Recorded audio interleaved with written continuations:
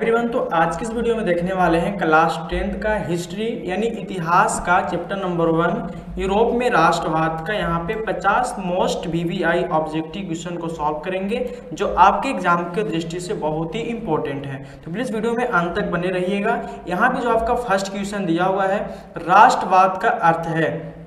यहाँ पे आपको राष्ट्रवाद का अर्थ बताना है। ऑप्शन नंबर ए आपका दिया हुआ जातीयता, ऑप्शन नंबर बी आपका है राष्ट्रीय भावना, ऑप्शन नंबर सी आपका है धर्मनिष्ठा और ऑप्शन नंबर डी आपका है भाषावाद। तो यहाँ पे क्वेश्चन नंबर 1 का जो करेक्ट आंसर होगा, राष्ट्रवाद का अर्थ जो होगा आपका करेक्ट आंसर, इसका करेक्ट आंसर ऑप्शन नंबर क्या होगा, बी होगा, यानी राष्ट्रीय भावना। ये क्या है, राष्ट्रवाद का शाब्दिक अर्थ है। चलिए आगे बढ़ते हैं, क्वेश्चन नंबर 2 पे आते हैं। क्वेश्चन नंबर 2 आपका दिया है कि यूरोप में राष्ट्रवाद की शुरुआत किस शताब्दी में हुई थी।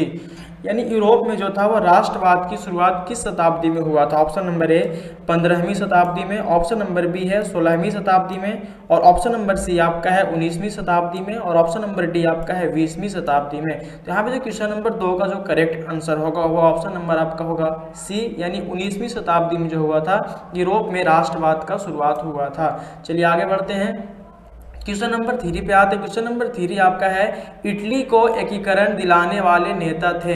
ये प्रश्न जो आपका बहुत ही इंपॉर्टेंट है। यहाँ पे आपको बताना है कि इटली का जो एकीकरण हुआ था वो दिलाने वाले नेताओं का नाम बताना है। ऑप्शन नंबर ए आपका गैरीबाल्डी है, ऑप्शन नंबर बी आपका मेजनी है, ऑप्शन नंबर सी आपका काउंट काबूर है, जिसको यहाँ पे काबूर भी आप सौंपने बोल सकते हैं, ऑप्शन नंबर डी आपका इनमें से सभी है। तो क्वेश्चन नंबर 3 का जो करेक्ट आंसर होगा ऑप्शन नंबर क्या होगा, डी होगा, यानी इनमें से क्या होगा, सभी होगा। चलिए आगे बढ़ते हैं, क्वेश्चन नंबर 4 पे आते हैं। क्वेश्चन नंबर 4 आपका है कि यंग इटली संगठन की स्थापना किसने किया था। जो यंग इटली था, इसका यंग इटली संगठन का स्थापना किसने किया था। Option number A Napoleon, option number B Mazzini, option number C आपका है काउंट काबूर और ऑप्शन नंबर डी आपका है गैरीबाल्डी। तो इसका जो करेक्ट आंसर होगा वो ऑप्शन नंबर क्या होगा, ऑप्शन नंबर आपका बी होगा, यानी मेजनी जो है वो क्या है, यंग इटली का क्या है, संगठन का स्थापना किया था। चलिए आगे बढ़ते हैं, क्वेश्चन नंबर 5 पे आते हैं। क्वेश्चन नंबर 5 आपका दिया हुआ है, जर्मनी का एकीकरण कब हुआ था।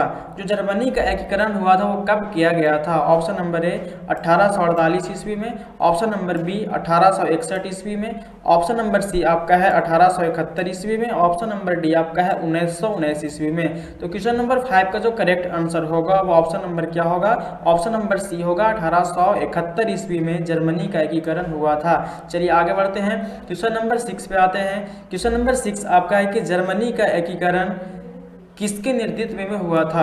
जर्मनी का जो एकीकरण था वो किसके नेतृत्व में किया गया था। ऑप्शन नंबर ए हिटलर के नेतृत्व में, ऑप्शन नंबर बी आपका है कैसर विलियम ओवन के नेतृत्व में, ऑप्शन नंबर सी आपका है बिस्मार्क के नेतृत्व में, ऑप्शन नंबर डी आपका है नेपोलियन के नेतृत्व में। तो क्वेश्चन नंबर 6 का जो करेक्ट आंसर होगा ऑप्शन नंबर क्या होगा, सी होगा, यानी बिस्मार्क के नेतृत्व में क्या हुआ था, जर्मनी का एकीकरण किया गया था। चलिए आगे बढ़ते हैं, क्वेश्चन नंबर 7 पे आते हैं।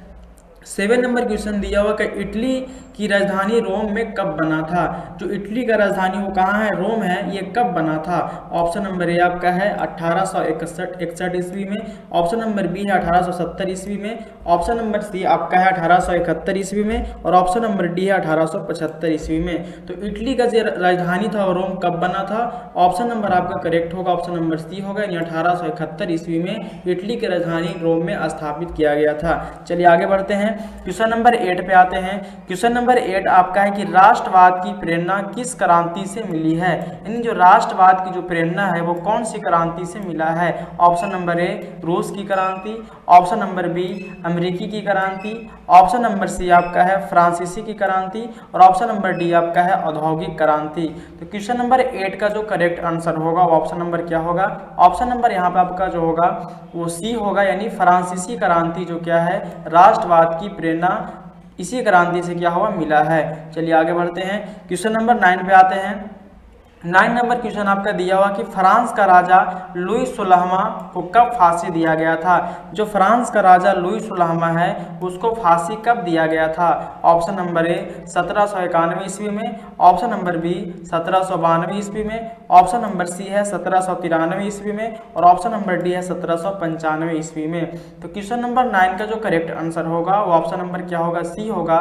1793 ईस्वी में फ्रांस का राजा लुई 16वां को फांसी दिया गया था। चलिए आगे बढ़ते हैं। क्वेश्चन नंबर 10 में आते हैं। इटली का एकीकरण कब पूर्ण हुआ था, यानी इटली का जो एकीकरण था वो पूरा कब हुआ था। ऑप्शन नंबर ए 1861 ईस्वी में, 1860 ईस्वी में, ऑप्शन नंबर बी 1861 ईस्वी में, ऑप्शन नंबर सी 1870 ईस्वी में और ऑप्शन नंबर डी 1871 ईस्वी में। तो जो इटली का एकीकरण जो पूरा हुआ था वो कब हुआ था। ऑप्शन यहाँ पे करेक्ट होगा आपका डी, यानी 1871 ईस्वी में क्या हुआ था, इटली का एकीकरण क्या हुआ था, पूर्ण हुआ था। चलिए आगे बढ़ते हैं। 11 नंबर क्वेश्चन आपका है, जेल्वेरिन क्या है। जेल्वेरिन यह बताना है क्या है। तो ऑप्शन नंबर आपका ए है एक व्यापार संघ है, ऑप्शन नंबर बी है एक सेना है, ऑप्शन नंबर सी आपका है एक राज्य है और ऑप्शन नंबर डी है एक राजनीतिक संगठन है। तो यहाँ पे जो है जेल्वेरिन जो है क्या है, तो इसका जो करेक्ट आंसर होगा ऑप्शन नंबर क्या होगा, ए होगा, यानी एक व्यापार क्या है, एक व्यापार संघ है। ऑप्शन नंबर ये आपका बिल्कुल करेक्ट आंसर होगा। चलिए आगे बढ़ते हैं। क्वेश्चन नंबर 12 पे आते हैं। 12 नंबर क्वेश्चन है, बिस्मार्क किस देश से संबंधित था। जो बिस्मार्क था ये निम्न प्रश्न जो ऑप्शन दिया हुआ इसमें से बताना है कि बिस्मार्क जो था वो किस देश से संबंधित था। Option number A France, option number B है Germany, option number C Italy और ऑप्शन नंबर डी आपका रूस है।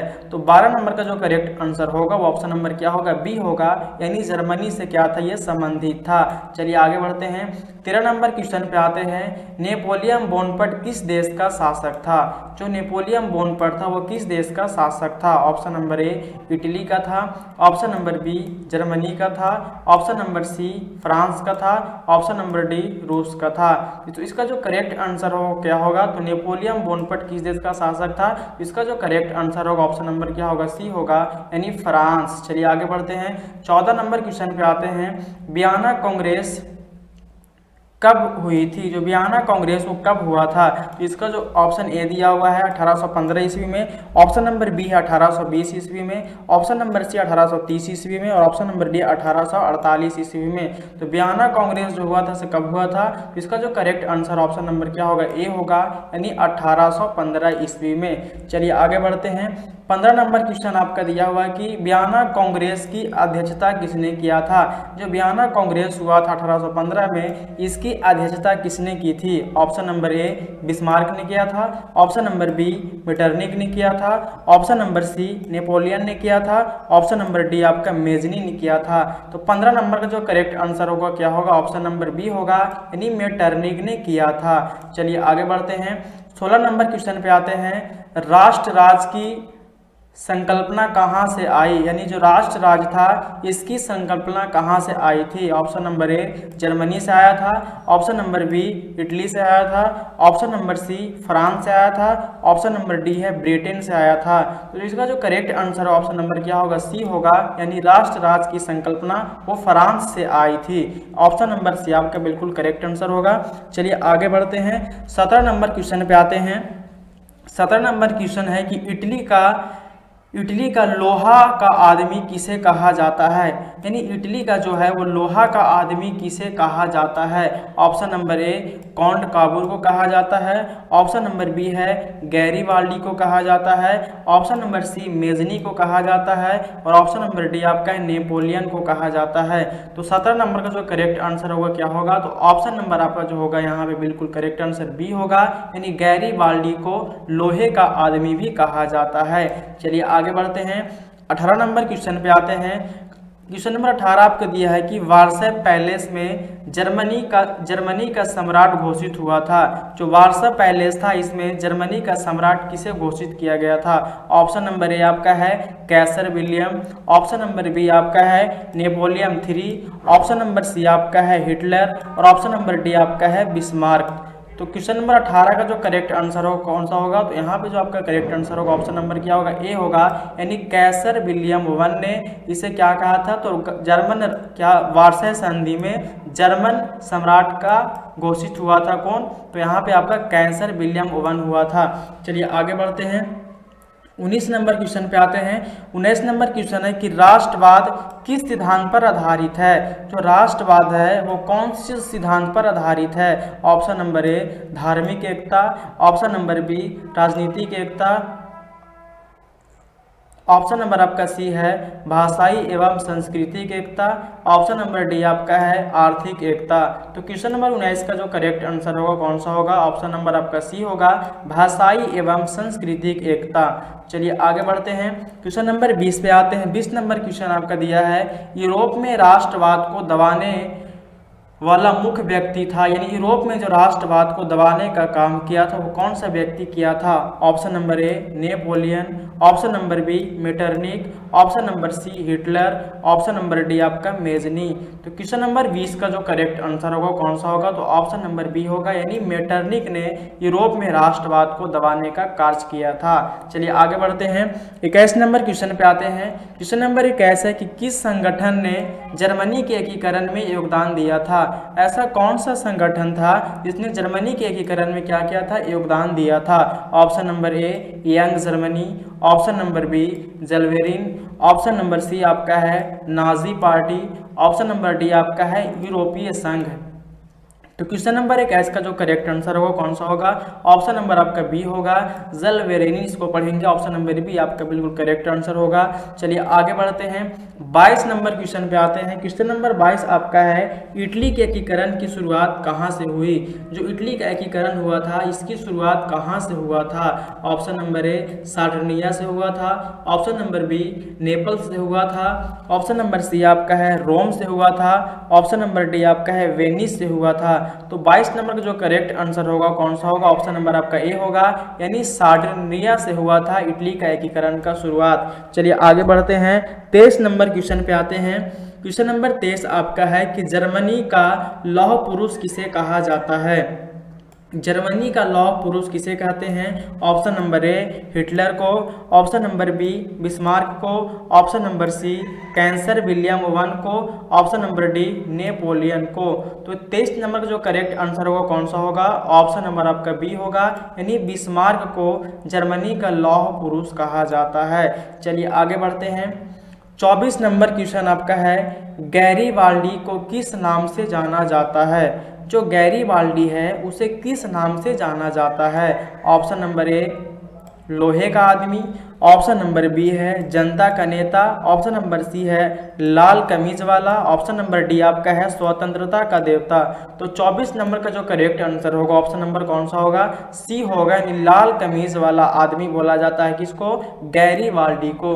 चलिए आगे बढ़ते हैं, क्वेश्चन नंबर 25 पे आते हैं। क्वेश्चन नंबर 25 है कि फ्रांस की क्रांति कब हुई थी।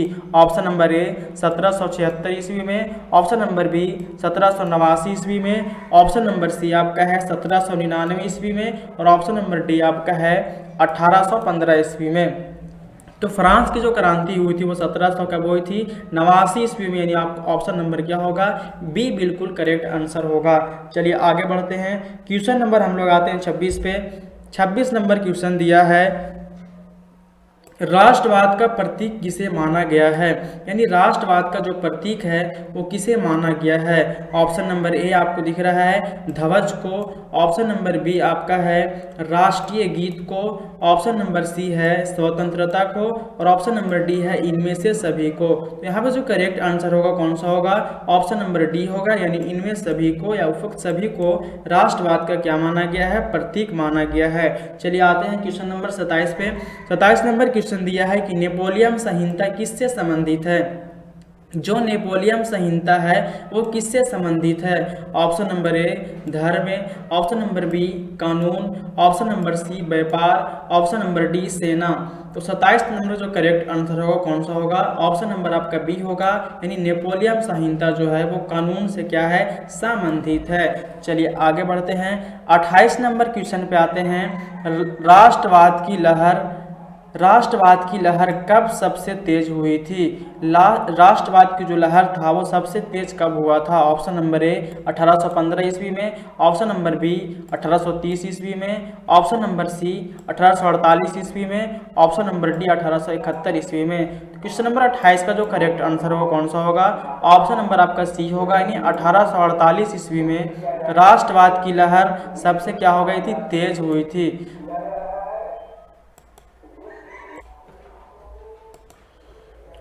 तो यहाँ पे आपका ऑप्शन नंबर सी बिल्कुल क्या करेक्ट आंसर 1848 ईस्वी में। चलिए आगे बढ़ते हैं, क्वेश्चन नंबर 29 पे आते हैं। 29 नंबर क्वेश्चन है कि किस वर्ष फ्रांस में दूसरी क्रांति हुई थी? यानी किस वर्ष जो फ्रांस में क्या हुआ था? दूसरी क्रांति हुई थी। ऑप्शन नंबर ए 1830 ईस्वी में, ऑप्शन नंबर बी 1848 ईस्वी में, ऑप्शन नंबर सी 1857 ईस्वी में, ऑप्शन नंबर डी 1871 ईस्वी में। तो 29 नंबर का जो करेक्ट आंसर होगा वो कौन सा होगा? तो ऑप्शन नंबर बी आपका बिल्कुल करेक्ट आंसर, यानी 1848 ईस्वी में फ्रांस की दूसरी क्रांति हुई थी। चलिए आगे बढ़ते हैं, 30 नंबर क्वेश्चन पे आते हैं। क्वेश्चन नंबर 30 है कि राष्ट्रवाद की पहली प्रेरणा कहां से मिली? जो राष्ट्रवाद की पहली प्रेरणा थी वो कहां से मिली? ऑप्शन नंबर ए फ्रांस से मिली, ऑप्शन नंबर बी इटली से मिली, ऑप्शन नंबर सी आपका है ब्रिटेन, और ऑप्शन नंबर डी है ऑप्शन नंबर सी जर्मनी है, ऑप्शन नंबर डी आपका क्या है? ब्रिटेन है। तो क्वेश्चन नंबर 30 का जो करेक्ट आंसर होगा कौन सा होगा?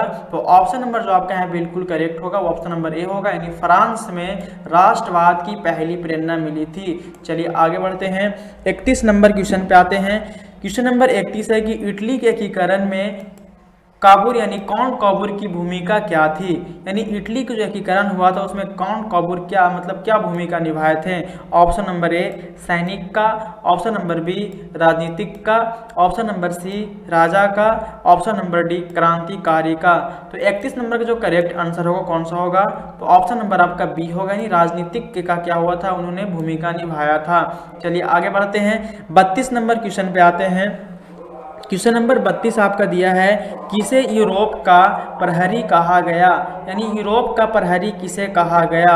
ऑप्शन नंबर ए ब्रिटेन को, ऑप्शन नंबर बी ऑस्ट्रिया को, ऑप्शन नंबर सी जर्मनी को, ऑप्शन नंबर डी रूस को। तो 32 नंबर का जो करेक्ट आंसर होगा कौन सा होगा? ऑप्शन नंबर बी होगा, यानी ऑस्ट्रिया को यूरोप का प्रहरी कहा गया। चलिए आगे बढ़ते हैं, क्वेश्चन नंबर 33 पे आते हैं। 33 नंबर क्वेश्चन है कि वियना कांग्रेस का मुख्य उद्देश्य था, यानी वियना कांग्रेस का जो मुख्य उद्देश्य क्या था? ऑप्शन नंबर ए आपको दिख रहा है यूरोप को स्वतंत्र बनाना, ऑप्शन नंबर बी है नेपोलियन की हार के बाद साम्राज्यवाद पुनः स्थापित करना, ऑप्शन नंबर सी है जर्मनी का एकीकरण करना, ऑप्शन नंबर डी है इटली का एकीकरण करना। तो क्वेश्चन नंबर 33 का जो करेक्ट आंसर होगा कौन सा होगा? ऑप्शन नंबर आपका बी होगा, यानी बी में आपका ऑप्शन नंबर यहाँ पे बी आपका जो दिया हुआ है नेपोलियन की हार के बाद साम्राज्यवाद पुनः स्थापित करना, जो कि पूरा यहाँ पे आंसर नहीं लिखा गया, नहीं ऑप्शन नंबर बी आपका बिल्कुल करेक्ट आंसर होगा। चलिए आगे बढ़ते हैं, 34 नंबर क्वेश्चन पे आते हैं। यंग यूरोप का संगठन किसने किया? यानी यंग यूरोप जो था उसका संगठन किसने किया था? Option number A Mazzini, option number B Garibaldi, option number C Napoleon, option number D आपका बिस्मार्क है। जो 34 नंबर का जो करेक्ट आंसर होगा कौन सा होगा? ऑप्शन नंबर यहाँ पे आपका ए हो गया, मेजनी जो था वो क्या किया था? यंग यूरोप का संगठन का गठन किया था। चलिए आगे बढ़ते हैं, 35 नंबर क्वेश्चन पे आते हैं। क्वेश्चन नंबर 35 है 1848 की क्रांति कहाँ हुई? यानी जो 1848 का क्रांति हुआ था वो कहाँ हुआ था? ऑप्शन नंबर ए आपका फ्रांस में हुआ था, ऑप्शन नंबर बी आपका है जर्मनी में हुआ था, ऑप्शन नंबर सी इटली में हुआ था, ऑप्शन नंबर डी है उपयुक्त सभी हुआ था। तो 1848 की जो क्रांति हुई थी वो कहाँ हुई थी? तो उपयुक्त सभी में हुआ था, यानी फ्रांस में भी हुआ था, जर्मनी में भी हुआ था, इटली में भी हुआ था, यानी इनमें से सभी आपका जो होगा करेक्ट आंसर होगा। चलिए आगे बढ़ते हैं, 36 नंबर क्वेश्चन पे आते हैं। 36 नंबर क्वेश्चन जो आप स्क्रीन पे दिख रहा है, 36 नंबर क्वेश्चन आपका है कि राष्ट्रवाद का मूल आधार है, यानी राष्ट्रवाद का यहाँ पे मूल आधार बताना है। ऑप्शन नंबर ए समान भाषा, ऑप्शन नंबर बी समान संस्कृति, ऑप्शन नंबर सी समान इतिहास, ऑप्शन नंबर डी उपयुक्त सभी। तो यहाँ पे जो इसका करेक्ट आंसर होगा 36 नंबर का, वो होगा आपका ऑप्शन नंबर बिल्कुल डी होगा, यानी उपयुक्त सभी जो है वो क्या राष्ट्रवाद का मूल आधार है। चलिए आगे बढ़ते हैं। 37 नंबर क्वेश्चन में आते हैं, नेपोलियन बोनापार्ट का शासनकाल कब था, यानी नेपोलियन बोनापार्ट था उसका शासनकाल कब से कब तक था, यानी 1799 से 1815 ईस्वी तक, 1815 से 1840 ईस्वी तक, 1850 से 1870 ईस्वी तक, 1870 से 1890 ईस्वी तक। तो यहाँ पे जो करेक्ट आंसर होगा कौन सा होगा, तो ऑप्शन नंबर ए होगा, यानी 1799 से 1815 ईस्वी तक नेपोलियन बोनापार्ट का क्या था, शासनकाल था। चलिए आगे बढ़ते हैं। क्वेश्चन नंबर 38 पे आते हैं। 38 नंबर क्वेश्चन है कि कैंसर विलियम ओवन किस देश का शासक था, यानी कैंसर जो विलियम ओवन था वो किस देश का शासक था। ऑप्शन नंबर ए जर्मनी का था, ऑप्शन नंबर बी इटली का था, ऑप्शन नंबर सी फ्रांस का था, ऑप्शन नंबर डी ऑस्ट्रिया का था। तो जो इसका जो करेक्ट आंसर होगा कौन सा होगा, तो ऑप्शन नंबर आपका ए होगा, यानी जर्मनी, यानी कैंसर विलियम ओवन जो था से क्या था, जर्मनी का क्या था, वो शासक था। चलिए आगे बढ़ते हैं। 39 नंबर क्वेश्चन पे आते हैं। 39 नंबर क्वेश्चन है कि जर्मनी का एकीकरण कहाँ घोषित हुआ। ऑप्शन नंबर ए वियना में, ऑप्शन नंबर बी रोम में, और ऑप्शन नंबर सी आपका है वार्साई पैलेस में, ऑप्शन नंबर डी पेरिस में। यहाँ पे जो करेक्ट आंसर कौन सा होगा, तो ऑप्शन नंबर आपका होगा सी, यानी वार्साई पैलेस में क्या हुआ था, तो वार्साई पैलेस में आपका जर्मनी का एकीकरण घोषित हुआ था। चलिए आगे बढ़ते हैं। क्वेश्चन नंबर 40 में आते हैं। 40 नंबर क्वेश्चन है कि राष्ट्रीय राज्य का अर्थ है, राष्ट्रीय राज्य का अर्थ बताना है। ऑप्शन नंबर ए स्वतंत्र देश, ऑप्शन नंबर बी आपका है समान संस्कृति और भाषा वाला देश, ऑप्शन नंबर सी है लोकतांत्रिक शासन, ऑप्शन नंबर डी आपका है साम्राज्य। तो 40 नंबर का जो करेक्ट आंसर होगा कौन सा होगा, तो यहाँ पे करेक्ट आंसर आपका होगा बिल्कुल यहाँ पे ऑप्शन नंबर बी होगा, समान संस्कृति और भाषा वाले देश, जो बिल्कुल आपका करेक्ट आंसर है। चलिए आगे बढ़ते हैं। क्वेश्चन नंबर यहाँ पे आते हैं हम लोग 41 पे। 41 नंबर क्वेश्चन है कि फ्रांस का प्रथम गणराज्य कब बना, यानी फ्रांस का प्रथम जो था वो गणराज्य कब बना। ऑप्शन नंबर ए 1791 ईस्वी में, ऑप्शन नंबर बी 1792 ईस्वी में, ऑप्शन नंबर सी 1793 ईस्वी में, ऑप्शन नंबर डी 1795 ईस्वी में। तो फ्रांस का प्रथम गणराज्य जो बना था वो कब बना था, तो यहाँ पे आपका ऑप्शन नंबर बी बिल्कुल करेक्ट आंसर होगा 1792 ईस्वी में। चलिए आगे बढ़ते हैं। 42 नंबर क्वेश्चन आपका है, मेटरनिक किस देश से था, यानी मेटरनिक जो था वो किस देश से था। ऑप्शन नंबर ए जर्मनी से था, ऑप्शन नंबर बी आपका है ऑस्ट्रिया से था, ऑप्शन नंबर सी फ्रांस से था, ऑप्शन नंबर डी इटली से था। तो 42 नंबर का जो करेक्ट आंसर हो कौन सा होगा, तो करेक्ट आंसर आपका होगा ऑप्शन नंबर बी, यानी ऑस्ट्रिया। चलिए आगे बढ़ते हैं। 43 नंबर क्वेश्चन पे आते हैं। 43 नंबर क्वेश्चन आपका है, फ्रांस में राष्ट्रीय ध्वज किस रंगों से बना है। जो फ्रांस में राष्ट्रीय ध्वज था वो किस रंग से बना है। ऑप्शन नंबर ए आपका है लाल सफेद नीला, ऑप्शन नंबर बी आपका है लाल हरा और सफेद, ऑप्शन नंबर सी है काला सफेद और लाल, ऑप्शन नंबर डी है पीला सफेद और लाल। तो 43 का जो करेक्ट आंसर होगा कौन सा होगा, तो ऑप्शन नंबर आपका करेक्ट आंसर बिल्कुल होगा ऑप्शन नंबर ए, यानी लाल सफेद और क्या होगा नीला से राष्ट्रीय ध्वज जो है वो फ्रांस का बना हुआ है। चलिए आगे बढ़ते हैं। 44 नंबर क्वेश्चन पे आते हैं। 44 नंबर क्वेश्चन आपका है, गैरीबाल्डी की सेना को क्या कहा जाता था, यानी गैरीबाल्डी की जो सेना थे उसे क्या कहा जाता था। Option number A black shirt, option number B red shirt, option number C आपका है green shirt, option number D आपका है येलो शर्ट। तो यहाँ पे जो करेक्ट आंसर आपका होगा वो कौन सा होगा, ऑप्शन नंबर बी, यानी रेड शर्ट कहा जाता था। ऑप्शन नंबर बी आपका करेक्ट आंसर होगा। चलिए आगे बढ़ते हैं। 45 नंबर क्वेश्चन पे आते हैं। क्वेश्चन नंबर 45 आपका है कि इटली के एकीकरण में सबसे बड़ा युद्ध कौन सा था, यानी जो इटली का एकीकरण हुआ था उसमें कई युद्ध हुआ था, उसमें सबसे बड़ा युद्ध आपको बताना है। तो ऑप्शन नंबर ए आपका है वाटरलू का युद्ध, ऑप्शन नंबर बी आपका है सोल्फेरिनो का युद्ध, ऑप्शन नंबर बी आपका है वियना युद्ध, ऑप्शन नंबर डी आपका है पेरिस का युद्ध। तो 45 का जो करेक्ट आंसर होगा कौन सा होगा, तो यहाँ पे ऑप्शन नंबर बी होगा, यानी सोल्फिरोनो का युद्ध जो था वो क्या था, इटली का एकीकरण का सबसे बड़ा युद्ध था। चलिए आगे बढ़ते हैं, 46 नंबर क्वेश्चन पे आते हैं।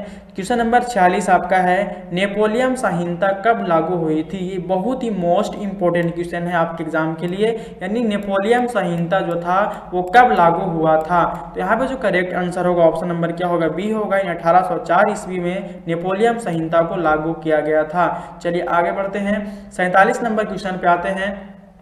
क्वेश्चन नंबर 47 आपका है कि राष्ट्रवाद का प्रतीक वृक्ष क्या कहलाता था। जो राष्ट्रवाद का प्रतीक वृक्ष था उसे क्या कहलाता था। ऑप्शन नंबर ए ओक वृक्ष, ऑप्शन नंबर बी पीपल वृक्ष, ऑप्शन नंबर सी आपका है चिड़ वृक्ष, ऑप्शन नंबर डी आपका है आम का वृक्ष।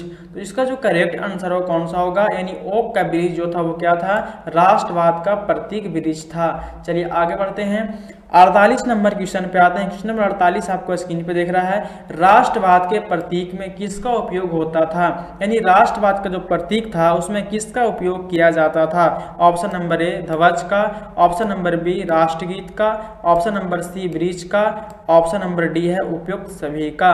तो जो 48 का जो करेक्ट आंसर हो कौन सा होगा, यानी ऑप्शन नंबर डी होगा, इनमें से सभी का। चलिए आगे बढ़ते हैं, 49 नंबर क्वेश्चन पे आते हैं, किसे यूरोप का बीमार आदमी कहा गया। यानी यूरोप का बीमार आदमी किसे कहा गया। ऑप्शन नंबर ए फ्रांस को, ऑप्शन नंबर बी रूस को, ऑप्शन नंबर सी आपका है तुर्की को, और ऑप्शन नंबर डी है ऑस्ट्रिया को। तो 49 का जो करेक्ट आंसर कौन सा होगा, तो ऑप्शन नंबर आपका सी होगा, यानी तुर्की को यूरोप का बीमार आदमी कहा गया। चलिए यहाँ पे लास्ट क्वेश्चन देखते हैं। तो इस वीडियो का लास्ट क्वेश्चन जो आपका है, यूरोप में राष्ट्रवाद का अध्याय का मुख्य उद्देश्य है। यानी यूरोप में राष्ट्रवाद जो है इस अध्याय का मुख्य उद्देश्य क्या है। ऑप्शन नंबर ए राष्ट्रवाद की परिभाषा बताना, ऑप्शन नंबर बी जर्मनी एवं इटली का एकीकरण को समझाना, ऑप्शन नंबर सी है फ्रांस की क्रांति का प्रभाव बताना, ऑप्शन नंबर डी है इनमें से सभी, यानी उपयुक्त सभी। तो यहाँ पे जो करेक्ट आंसर आपका होगा कौन सा होगा, तो उपयुक्त सभी होगा, जो कि बिल्कुल करेक्ट आंसर है। तो यहाँ पे हमने यूरोप में राष्ट्रवाद से चैप्टर 1 था हिस्ट्री का, यहाँ पे 50 मोस्ट इंपोर्टेंट क्वेश्चन को बहुत ही आसान भाषा में समझ गए हैं। अगर प्लीज़ वीडियो अच्छा लगा तो वीडियो को लाइक करें, दोस्तों को शेयर भी करें, और प्लीज़ चैनल पर नए हैं तो सब्सक्राइब जरूर करें। फिर मिलते हैं नेक्स्ट वीडियो में, तब तक के लिए जय हिंद जय भारत।